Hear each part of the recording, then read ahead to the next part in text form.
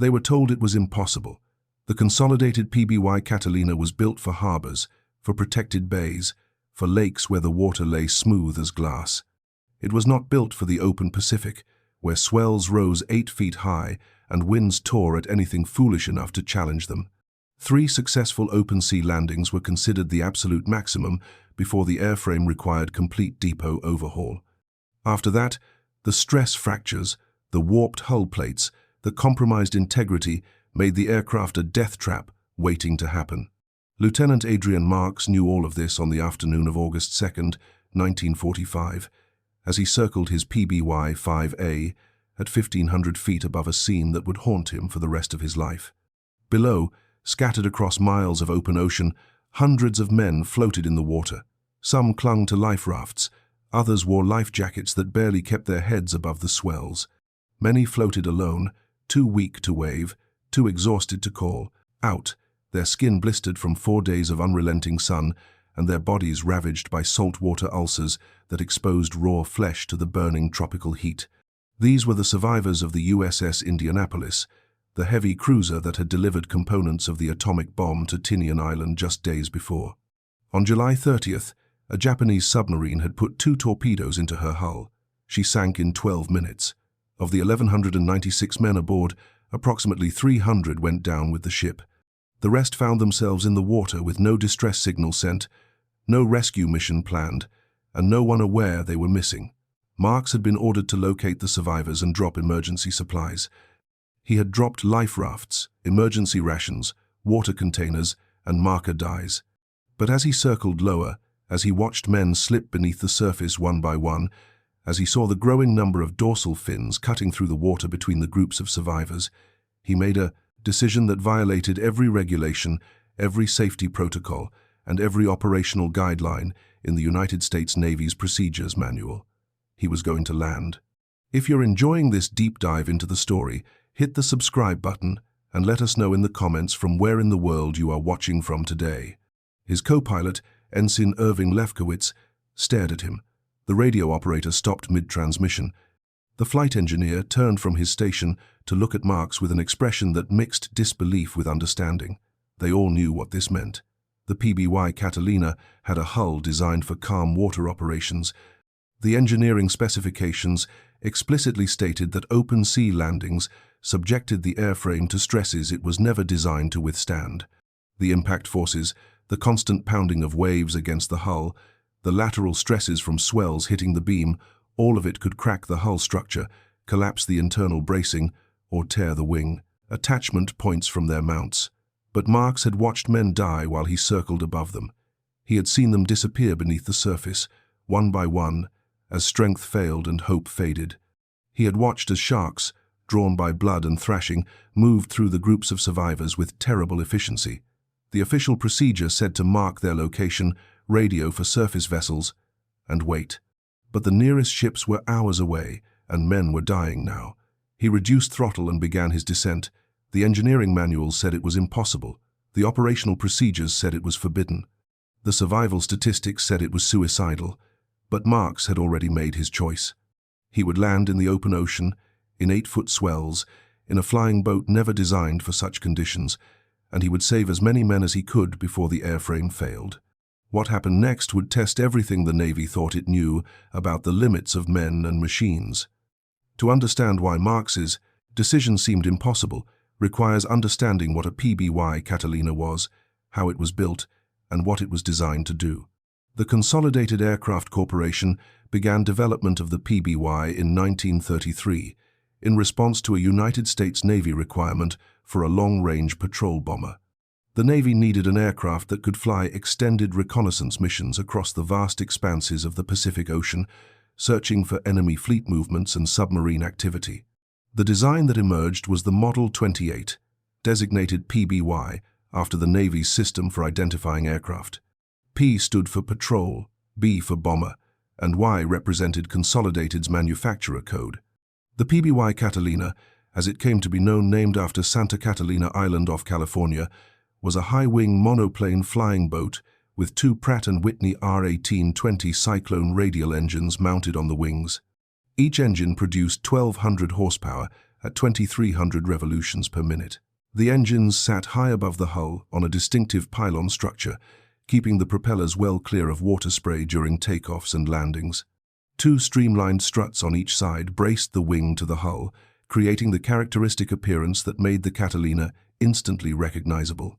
The hull itself measured 63 feet, 9 inches from bow to tail, and was constructed of aluminum alloy sheets riveted to an internal frame structure. The designers had given it a boat-like shape with a pronounced step approximately 2/3 of the way back from the nose. This step served a critical function during takeoff. As the aircraft accelerated across the water, the step broke the suction between the hull and the surface, allowing the Catalina to rise onto the step and plane across the water rather than pushing through it. Once on the step, with sufficient speed, the aircraft would lift off smoothly in calm conditions. The key phrase was, "in calm conditions." The PBY's hull was designed for protected waters, harbors, lakes, bays where the distance over which wind could generate waves was limited. The engineering calculations assumed water that was relatively smooth, with swells measured in inches rather than feet. The hull structure, the internal bracing, the wing attachment points, all were sized and stressed for loads encountered during operations in such protected environments. Open ocean operations were different, dramatically different. In the open Pacific, waves built to heights of 6, 8, even 10 feet. Swells traveled in complex patterns, intersecting and combining to create confused seas where the next wave's height, direction, and timing were unpredictable. Landing in such conditions meant the hull would impact water that was not simply moving up and down, but rolling, pitching, and surging in multiple directions simultaneously. The impact loads would be enormous. Engineers calculated that landing in 8-foot swells could generate impact forces exceeding 10 times the aircraft's weight. The hull bottom would slam into wave crests, transmitting shock loads through the entire airframe structure. The side forces from waves hitting the beam would try to roll the aircraft. The bow would dig into one wave while the tail rose on another, bending the fuselage structure in ways it was never designed to handle. 3 successful open-sea landings. That was the established limit. After 3, the aircraft required depot-level maintenance to inspect for cracks, replace damaged structural members, and restore the airframe to safe condition.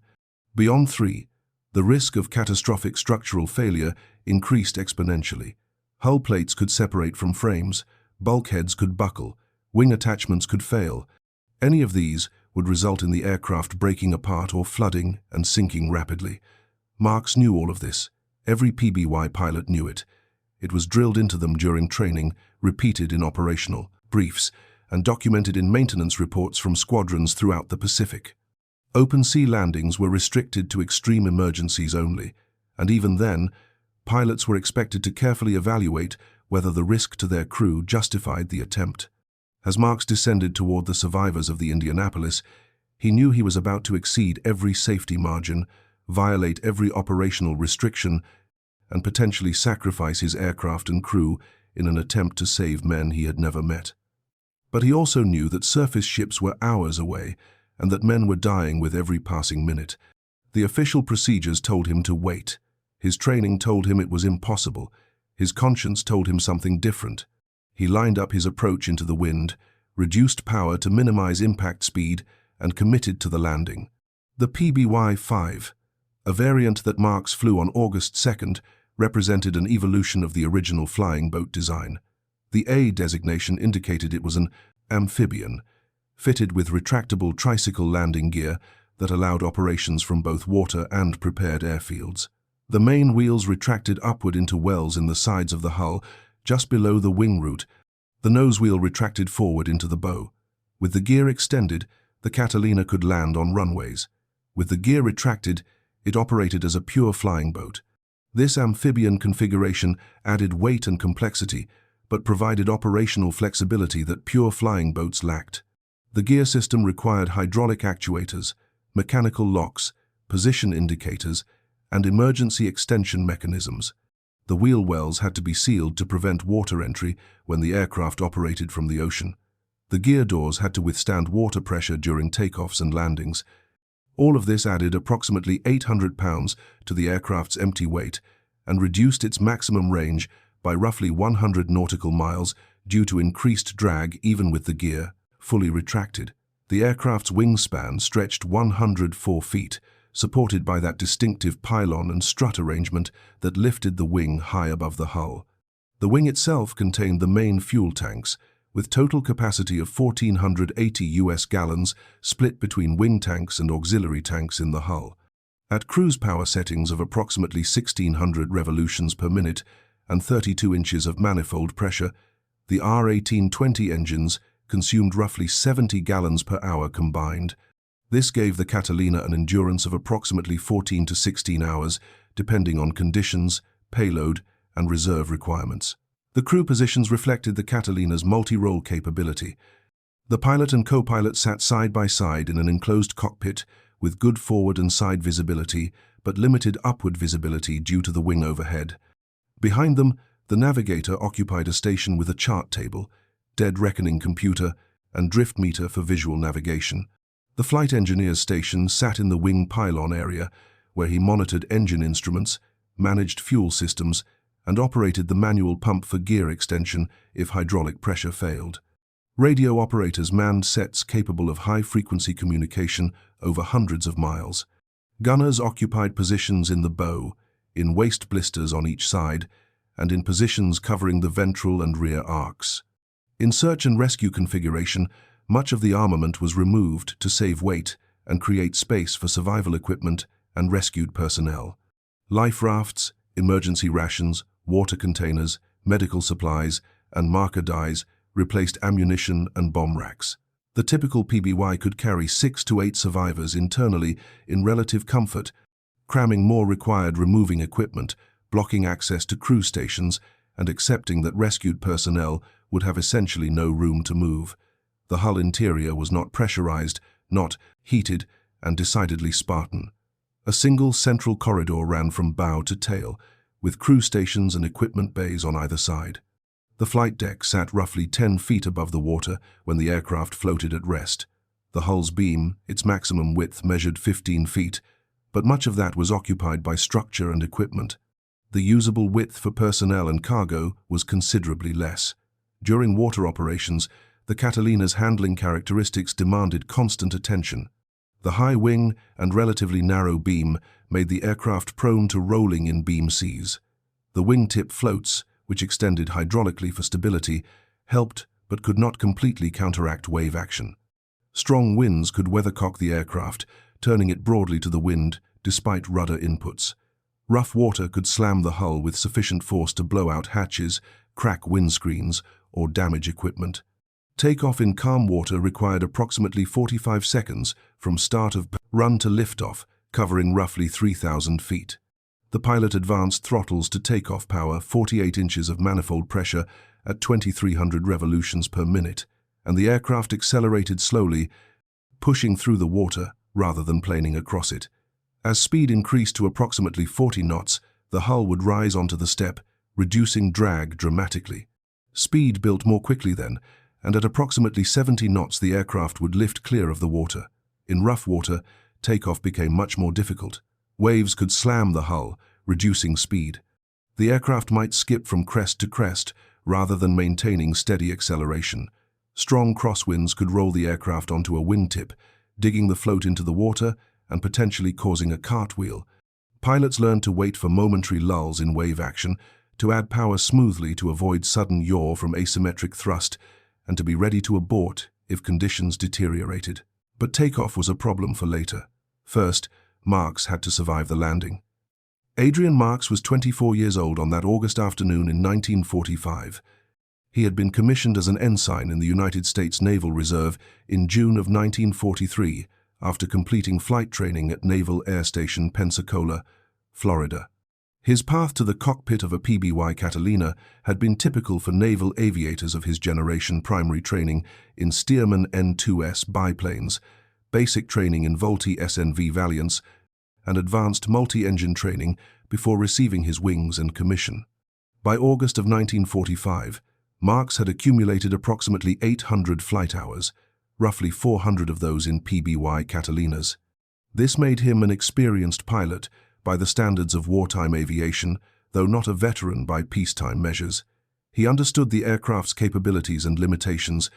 He knew how it handled in various conditions. He had practiced emergency procedures countless times in training and had executed several actual emergency landings on protected waters. But he had never attempted an open sea landing. His crew that day consisted of 9 men total, including himself. Ensign Irving David Lefkowitz served as co-pilot. Lefkowitz was 22 years old, commissioned earlier in 1945, with considerably less experience than Marks. In the event of a difficult landing, his primary role would be to back up Marks on the controls and handle communications. Ensign Morgan Francis Hensley served as navigator. At 23, Hensley was responsible for plotting their position, calculating courses to intercept the survivors, and maintaining a record of their fuel consumption against distance traveled.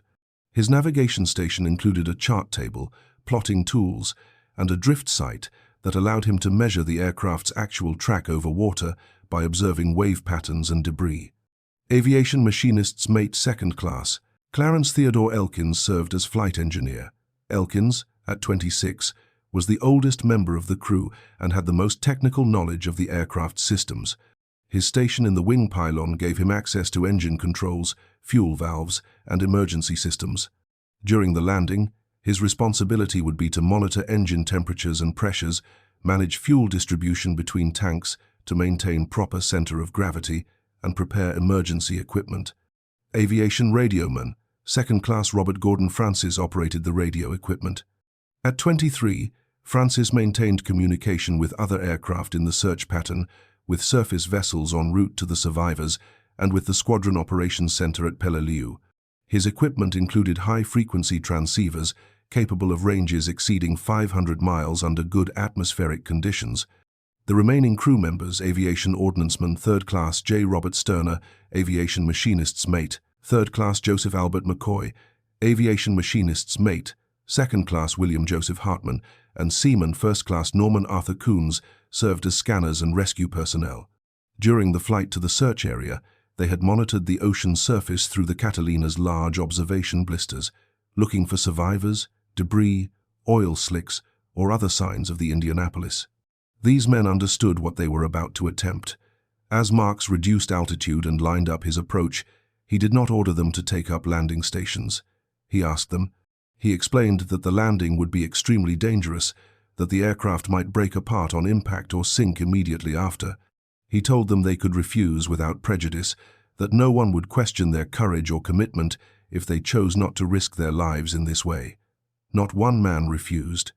They strapped themselves into the positions they would occupy during the landing. Lefkowitz secured his safety harness and placed both hands near the control column, ready to assist if Marks needed help managing the aircraft during impact. Hensley secured his charts and instruments, knowing that loose objects could become deadly projectiles during the violent deceleration of a water landing. Elkins shut down non-essential electrical systems to reduce fire risk, verified that fuel boost pumps were operating, and positioned fire extinguishers where he could reach them quickly. Francis sent a final position report and notification of their intention to land, giving search coordinators at least some information about where to look if the Catalina went down and did not resurface. The rescue crew members prepared the interior for survivors. They removed equipment to create open floor space. They positioned blankets, water containers, and first aid supplies. They opened the fuselage hatches and prepared ropes and flotation gear for deploying to men in the water. They knew that if they survived the landing, if the aircraft remained afloat, they would immediately begin pulling exhausted, injured, dying men aboard, and that speed would be critical. Marks reduced power to approximately 1,600 revolutions per minute and trimmed the aircraft for a descent rate of approximately 200 feet per minute. He kept the gear fully retracted. Attempting to land with the wheels down would have been suicidal, as the gear would have dug into the water and flipped the aircraft immediately. He extended flaps to approximately 20 degrees, enough to reduce stall speed and landing speed without creating excessive drag that would steepen his descent angle. At 500 feet altitude, he could clearly see the swells, their size, their spacing, their direction. 8 feet from trough to crest, moving in a regular pattern from southeast to northwest. The wind was blowing at approximately 15 knots from the east, creating some surface chop on top of the underlying swell pattern. The combination created confused seas, multiple wave trains intersecting at angles, creating peaks and valleys that shifted unpredictably. At 200 feet, Marks selected the landing path he would follow. He needed to touch down roughly parallel to the primary swell direction to minimize the chance of a wing catching a wave crest. He needed to time the touchdown for when the aircraft was descending into a trough, not climbing onto a crest. Hitting the water while climbing would multiply the impact forces catastrophically. He needed to maintain precise airspeed control too fast, and the impact would shatter the hull. Too slow, and the aircraft would stall and drop from altitude. At 100 feet, Lefkowitz called out altitude and airspeed, 70 knots, 65. The nose of the Catalina pointed down at a shallow angle. Through the windscreen, Marks saw the dark water rushing up toward them, saw the whitecaps streaming away to the northwest, saw the swells rising and falling in their endless rhythm. At 50 feet, he eased the throttles back slightly, reducing descent rate. He held the control column steady, maintaining the shallow descent angle. The automatic response to pull back, to flare, to try to soften the touchdown would be fatal here. The PBY needed to be flown onto the water at a controlled angle and speed, not stalled onto it in a flare. If you find this story engaging, please take a moment to subscribe and enable notifications. It helps us continue producing in-depth content like this. At 20 feet, the ocean filled the entire windscreen. Marks could see individual waves, could judge their height and timing. He held the descent steady, 15 feet, 10. The water appeared to be moving impossibly fast. Every instinct screamed at him to pull back, to abort, to climb away and try again. He held the approach steady, 5 feet, 3. The hull stern touched first, exactly as intended. Then the full weight of the aircraft settled onto the water. The impact was beyond anything Marks had experienced in training.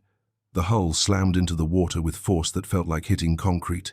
The entire airframe shuddered violently. The sound, a thunderous boom followed by the shriek of stressed metal, filled the cockpit. Marks was thrown forward against his safety harness, hard enough to drive the wind from his lungs. Lefkowitz's head snapped forward and then back. Behind them, equipment tore loose from inadequate restraints and crashed to the deck. The Catalina decelerated from 65 knots to 40 in less than 2 seconds. Water exploded upward past the windscreen, completely obscuring forward visibility. The bow dug into a wave and the entire aircraft pitched nose down at an angle steep enough that Marks thought they were going over. He pulled back on the control column instinctively, though with the tail already dragging in the water, the elevators had no effect. Then the bow emerged from the wave, and the aircraft fell back, slamming stern first into the trough behind the wave it had just crossed. Another violent impact. More sounds of protesting structure. The Catalina yawed sharply to port as the hull skidded sideways across the water. Marks applied full right rudder, but the water rudder barely responded, with the aircraft moving at such reduced speed. A third wave hit them on the port beam before they had stabilized from the landing. The entire aircraft rolled to starboard. The starboard wingtip float dug into the water, acting as a pivot point. For a moment, that seemed to stretch impossibly long, the Catalina hung at a 20-degree bank angle, teetering on the edge of capsizing. If the roll continued another 10 degrees, the wing would dig in and the aircraft would cartwheel, breaking apart and sinking within seconds. Marks slammed the port throttle forward while pulling the starboard throttle to idle. The asymmetric thrust, combined with the wing's buoyancy, arrested the roll. Slowly, the Catalina righted itself, wallowing heavily in the confused seas. In the sudden relative quiet after the impacts, with engines at idle and the aircraft settling into the water, Marks called out, "Damage report." "All stations, damage report." Elkins's voice came first. "Flight engineer. Checking now. Port engine oil pressure fluctuating. Starboard engine normal. Fuel system appears intact. Electrical system, I've got multiple circuit breakers popped. Resetting now. Francis. Radio, sets are operational. Antenna may be damaged, signal strength is weak. We'll try alternate frequency. Hensley. Navigator, my station is secure. Charts and instruments intact. From the aft section, multiple voices reported. Hull integrity appeared sound, no obvious leaks, no visible cracks, water on the deck but not rising. The observation blisters had survived intact. Equipment that had torn loose was being secured. Men were bruised, shaken, but no serious injuries. Marks looked at Lefkowitz. His co-pilot's face was pale, but determined. "We made it," Lefkowitz said. "We actually made it. We made it down," Marks replied. "Getting back up is going to be the problem, because now they faced the second impossibility. The Catalina was designed to take off from calm water. 8-foot swells were not calm water. Every time the aircraft rode up the face of a swell and crested at the top, it would become partially airborne before slamming back down into the trough. Every time it settled into a trough, it was surrounded by walls of water on all sides, with no clear path to accelerate. The timing, the spacing, the unpredictability of the confused seas made takeoff not just difficult, but potentially impossible. But that concern was for later. Right now, men were dying in the water around them. Marks opened the throttle slightly, just enough to maintain steerage, and began maneuvering toward the nearest group of survivors. The Catalina wallowed through the swells like a wounded whale, slow and ponderous and barely under control. Waves crashed over the bow. Spray soaked the windscreen. The aircraft pitched and rolled with every swell. Through breaks in the spray, Marks could see the survivors. They were perhaps 200 yards away, a group of 8 or 10 men clustered around debris from the Indianapolis. Some wore life jackets. Others clung to pieces of floating wreckage. All were covered in thick black fuel oil that made their features nearly unrecognizable. As the Catalina approached, the men in the water began shouting, waving, trying to swim toward the aircraft. Their movements were weak, uncoordinated, the motions of men at the absolute limit of endurance. Some simply stared at the approaching aircraft with expressions that mixed hope with disbelief. They had been in the water for 4 days, had watched dozens of their shipmates die around them, and could not quite believe that rescue was finally arriving. The rescue crew had the port waist hatch open.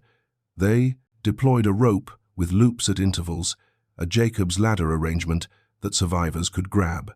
The first man to reach the Catalina was too weak to pull himself up. 2 crew members leaned out, secured by safety lines, and grabbed him under the arms.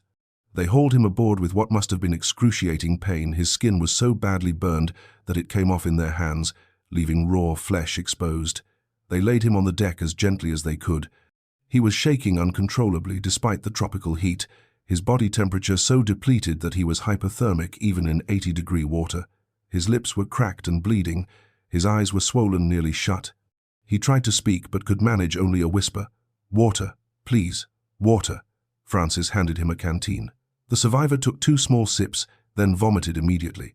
His stomach, empty for days and traumatized by saltwater ingestion, could not tolerate even fresh water initially. Francis knew this from training you gave. Survivors water in tiny amounts, letting their systems adjust gradually. A second survivor reached the Catalina, then a third. The crew worked with desperate urgency, pulling men aboard one after another. Some could help themselves slightly. Others were completely helpless, unable to even grip the ropes. One man had both legs broken, the bones shattered by the torpedo blast or by debris during the sinking. Moving him required extreme care and caused him agony despite their gentleness. Within 20 minutes of landing, the Catalina had taken aboard 15 survivors. The interior was now crowded to the point where movement was difficult. Men lay on the deck, against bulkheads, anywhere there was space. The crew stepped carefully between them, trying not to cause additional pain, trying to provide what comfort they could with water, blankets, and words of reassurance. Marks looked at the fuel gauges, at the weight distribution, at the sea state around them. They had more than doubled the aircraft's normal payload. The Catalina was sitting noticeably lower in the water, wallowing more heavily, responding more sluggishly to throttle inputs. Every swell that washed over the bow sent water flooding into the crowded interior, and there were still hundreds of men out there, scattered across miles of ocean, waiting for rescue. He made another decision that violated regulations. They would take on more survivors. They would fill the Catalina until it could hold no more men. They would worry about takeoff later. Right now, men needed to be pulled from the water before sharks or exhaustion or exposure killed them. The crew returned to the waist hatch and began pulling aboard more survivors. By the time darkness approached, the Catalina had taken on 56 survivors from the Indianapolis. Marks had stopped counting at 30. After that, the crew simply kept pulling men aboard until there was literally no more room. The interior of the aircraft was packed from bow to tail with exhausted, injured, oil-soaked sailors.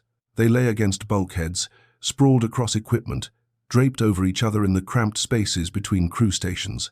Some remained conscious, thanking their rescuers in hoarse whispers. Others had passed into unconsciousness the moment they felt the solid deck beneath them, their bodies simply shutting down after 4 days of forcing themselves to stay alert, to keep swimming, to keep breathing. The survivors, still in the water, pressed against the Catalina's hull, their hands gripping any projection, any rivet line, any surface that could support their weight. Marks had ordered the engines shut down completely, with men clinging to the hull and others swimming nearby. Running the propellers would have been murderous. Without engine power, the Catalina drifted with the swells, wallowing heavily, sitting so low in the water that waves washed over the lower hull continuously. Inside, the crew did what they could to provide aid. They gave water in tiny sips to men whose throats were so parched they could barely swallow. They used what little medical supplies they carried to treat the worst burns, though the fuel oil that coated every survivor made proper treatment nearly impossible. They covered shivering men with blankets, trying to restore body heat to sailors who had been soaking in seawater for 96 hours. They held the hands of men who were dying despite reaching the aircraft, their injuries too severe or their bodies too depleted to survive even after rescue. The wings, when it had become impossible to fit more survivors inside the aircraft, when every square foot of interior space was occupied by injured men, the crew had begun placing survivors on the wings. They had helped the stronger survivors climb out through the waste hatches and crawl along the wing surface to positions near the engine nacelles, where the wing was widest and flattest. Then they had tied each man to the wing struts with pieces of parachute shroud line to prevent them from sliding off into the water. It was a desperate improvisation, one that worked only because the survivors were too exhausted to move much and because the Catalina's wing had sufficient surface area to support men lying prone. But every wave that washed over the aircraft also washed over the men on the wings, soaking them repeatedly, chilling them despite the warm water temperature. And if they had to attempt a takeoff, the men on the wings would have to be brought back inside or transferred to rescue boats. Attempting to take off with personnel secured to the wings would result in them being blown off by the propeller wash or struck by debris. Francis appeared from the radio station. "Sir, the Doyle reports she'll be alongside in approximately 3 hours. She's requesting we provide continuous position reports using the emergency frequency." The destroyer's searchlights appeared on the horizon shortly after midnight, brilliant white beams sweeping across the dark water, searching for survivors and for the Catalina that had performed an impossible landing to save them. Adrian Marks returned to civilian life in 1946. He had remained on active duty through the end of the war and the initial demobilization period, but like millions of other veterans, he eventually left the service and returned to building a peacetime life. He worked as an attorney in Indiana, married, raised a family, and largely avoided discussing his wartime service except with close friends and fellow veterans. The Indianapolis survivors, however, never forgot. They formed an association that met regularly, maintaining bonds forged in those 4 days in the water. And they made certain that Marks was recognized at every gathering, every memorial event, every occasion where the disaster was remembered. To them, he was not just a pilot who had performed a difficult landing. He was the man who had looked down at them dying in the water and had decided that regulations and safety margins and technical limitations mattered less than human lives. Many of the 56 men Marks pulled from the water attended those gatherings. They brought their children and grandchildren to meet the pilot who had saved them. They told stories of seeing the PBY Catalina descend from the sky like an impossibly slow-moving angel. They described the moment when hands grabbed them and pulled them from the water, when they felt solid deck beneath them, when they realized they were truly going to survive.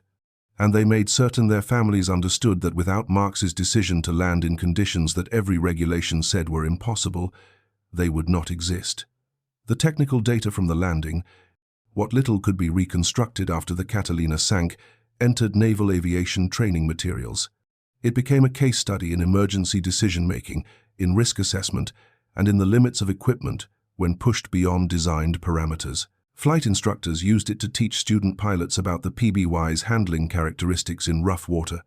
Safety officers used it to illustrate the difference between acceptable risk and recklessness and how that line shifted depending on circumstances. But the broader lesson was more difficult to codify in training manuals or operational procedures. The lesson was that sometimes the only way to save lives was to accept risks that were unacceptable by peacetime standards. That technical specifications, while based on sound engineering and extensive testing, represented designed limits and not absolute limits. That equipment could be pushed beyond those limits, but only with full understanding of the consequences and only when the alternative was worse than the risk. The PBY Catalina itself passed into history as military flying boats gave way to land-based patrol aircraft, helicopters. The last Navy Catalinas were retired in the 1950s. Some found civilian roles in firefighting, where their water landing capability and payload capacity made them ideal for scooping water from lakes and dropping it on forest fires. A few were preserved in museums, including one at the Pacific Aviation Museum at Pearl Harbor, painted in the markings of a search and rescue Catalina from 1945. But PBY Bureau No. 46472, the aircraft that Marks flew on August 2nd, remained on the ocean floor, unreachable and undocumented. There is no grave marker, no memorial plaque, no way to visit the site where it rests. The aircraft exists only in photographs, in official reports, and in the memories of the men who flew it and the men it saved. The Indianapolis disaster itself became one of the most analyzed incidents in naval history. Books were written examining every aspect of the sinking and rescue. Documentaries traced the events from the torpedo attack through the final recovery of survivors. Survivors gave interviews, wrote memoirs, and spoke at schools and naval facilities, ensuring that future generations understood what had happened and why. The disaster also became entangled in post-war controversies. Captain Charles McVeigh III, the Indianapolis's commanding officer, was court-martialed for failing to zigzag his ship and for failing to order abandoned ship in a timely manner. He was convicted of the first charge, a controversial decision since zigzagging was not mandatory in conditions where submarine threat was considered low, and since the visibility on the night of the attack made zigzagging of questionable value. The conviction haunted McVeigh for the rest of his life. Hate mail from families of deceased crew members arrived regularly. In 1968, he took his own life. It was not until 2001 that the Navy officially exonerated him, acknowledging that he had been made a scapegoat for failures at multiple levels of command. The survivors fought for that exoneration. They testified that McVeigh had been an excellent commander, that he had followed all applicable regulations, that he bore no responsibility for the disaster. They argued, with increasing bitterness as years passed, that the Navy needed to admit its systemic failures rather than blaming an individual officer. Their campaign eventually succeeded, though too late for McVeigh himself to know. Marks died in 1998 at the age of 81. His obituary in the New York Times focused primarily on the August 2nd landing. The Indianapolis Survivors Association issued a statement calling him one of the greatest heroes of the Pacific War. At his funeral, several survivors attended, some of them frail and elderly themselves, but determined to pay their respects to the man who had given them life. The final count of how many men Marks saved remains subject to some interpretation. 56 survivors were transferred from his Catalina to the Doyle, but medical personnel later estimated that at least 15 of those men would have died if they had remained in the water another 2 or 3 hours. Some survivors had injuries or conditions so severe that immediate treatment was critical. Another hour of exposure would have killed them. Others were being attacked by sharks when Marks landed and pulled them aboard. Remaining in the water would have been fatal. So did Marks save 56 lives or 15? The number matters less than the principle. He saw men dying. He had the capability to help them immediately, rather than marking their position and waiting for someone else to arrive. He accepted risks that regulations forbade because the alternative was to watch men die while his aircraft circled overhead with empty seats. That decision to land when regulations said not to accept structural damage that would destroy the aircraft, to place his crew at risk for men they had never met, that decision defined what it meant to be in rescue service. Technical specifications and operational procedures existed for good reasons. They kept people safe. They prevented unnecessary losses of valuable equipment. They established standards that could be taught and maintained across large organizations. But they could not account for every situation. They could not predict every emergency, and they could not replace human judgment about when rules should be broken and when breaking them was the only moral choice. The story of Lieutenant Adrian Marks and PBY Bureau No. 46472 became legend among naval aviators. It was the story they told when discussing impossible decisions. It was the example they cited when explaining that courage sometimes meant disobeying orders. It was the proof that equipment could be pushed beyond every specification when lives depended on it. But it was also a reminder that such successes were not repeatable, that luck played as large a role as skill, and that the same decision made under slightly different conditions might have resulted in disaster rather than rescue. Marks survived his landing. The next pilot to attempt an open-sea landing in a PBY might not. The line between heroism and foolishness was sometimes visible only in retrospect, defined by outcome rather than intent. 56 men went home to their families because one pilot looked at regulations and said they mattered less than lives. 56 men raised children, built careers, and lived full spans of years that would have ended on August 2nd, 1945, in the waters of the Philippine Sea. Their descendants now number in the hundreds, children, grandchildren, great-grandchildren, who exist because of a decision made in a moment, executed in conditions that should have been impossible, remembered whenever people discuss what it means to choose right over safe.